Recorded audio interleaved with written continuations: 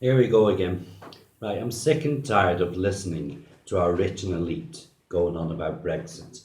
These people, our politicians and our media and our big businesses, they only debate Brexit in terms of how much money they stand to lose or gain because of Brexit. I'm sick also of their scaremongering. I'm sick of hearing about how if we crash out without a deal, it'll be a disaster to the economy, a disaster to big business and jobs, etc., etc.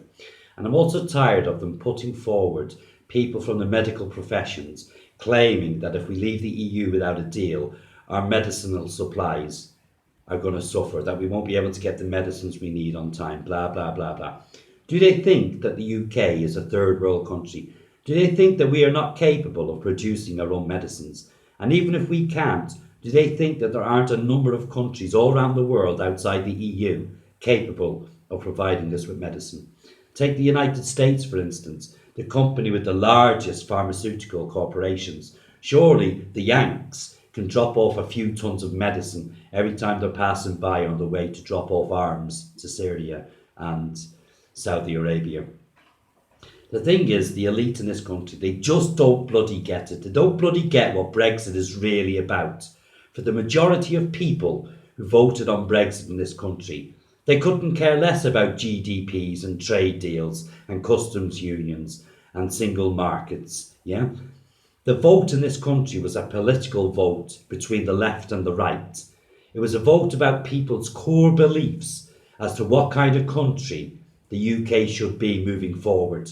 On the left hand side, you've got all the Remainers, basically a bunch of people who've been brainwashed into thinking the EU is all good and thinking that diversity is the way forward.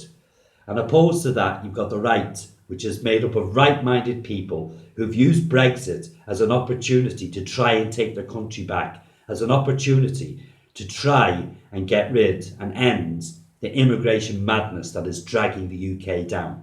Because despite what all the elitists will tell you, the single largest factor in the Brexit vote was immigration, without question. So also, the Brexiteers have used Brexit as an opportunity to say collectively what they know they will be lambasted for if they say it individually. So the vote for Brexit, what were the people saying? The people of the UK were saying this. They are saying that they are sick and tired of seeing the UK swamped by immigration because of the EU's open borders policy. Sick and tired of seeing the UK become a dumping ground for immigrants from all around the world. Sick and tired of seeing the British culture and heritage and sovereignty being eroded away by that very same agenda. And tired of seeing the grip that the religion of Islam has taken on the UK. Also, the people were saying that they're fed up of the preferential treatment that's been given to the followers of this religion by our media and by our government and by our councils and by our police. And also tired of the threats of reprisals to anybody who speaks out against this religion or against this agenda. The people of the UK who voted for Brexit were also tired of being bullied into accepting non-British values as normal and sick and tired of seeing British family values being eroded by the leftist push towards the LGBTQ agenda. And also tired of being frog-marched into a liberal, diverse future, one with values and perversions they are neither familiar with nor comfortable with. But most of all, the people of the UK are sick and tired of seeing our young children being led by the hand into this nonsensical leftist future. That was no more highlighted than the recent attempts, the recent push to teach our 5 and 6-year-old children about lesbians and gays in our schools. Another thing that's led towards the Brexit vote is the fact that the people of this country are sick to death of the rise in crime.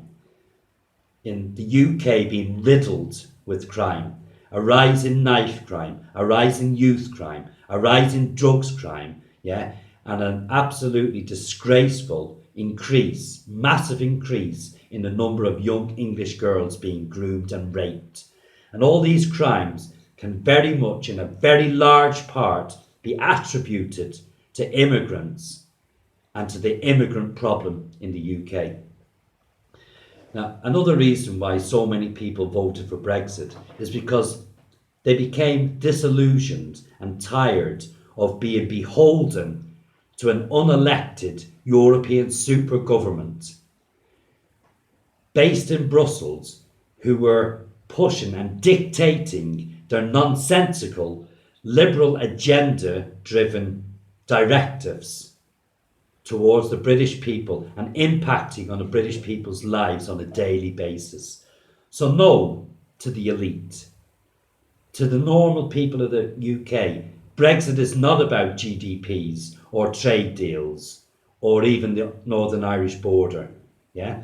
Brexit is simply a fight back by the British people against the corrosive immigration policy that's been here for 20 odd years. Yeah? That was the message that the Brexit vote was screaming out loud and clear. Now, even though the Brexiteers won, they still now, 3 years later, have got to listen to the crying Remainers demanding a second referendum. A second referendum, the Leave vote would win hands down again. Because although the Remainers are relying on about 1 million 18, 19-year-old indoctrinated millennial snowflakes who were too young to vote 3 years ago, and also relying on the fact that maybe 500,000 old age pensioners who voted Leave are no longer with us. Them figures will easily be offset by a few million decent Remainers who have seen the disrespect shown to the UK by the EU during negotiations, who have seen the disrespect shown to the Brexit votes by our own Parliament, and who will recognise the dangerous disregard for democracy that will be shown if the referendum vote is overturned. So no, we don't need a second referendum because we simply haven't got time. Because our MPs now need to do their job. Our MPs need to stop assuming they know what the people are thinking. They need to stop assuming they know what's best for the UK, because the last 3 years has shown that our MPs, our Parliament, know fuck all. So to the MPs, do your job, respect the result of the referendum, and get us out of the EU now. And if you don't get us out of the EU now, be prepared to face the consequences of the death of democracy in the UK. Until next time, take care, guys.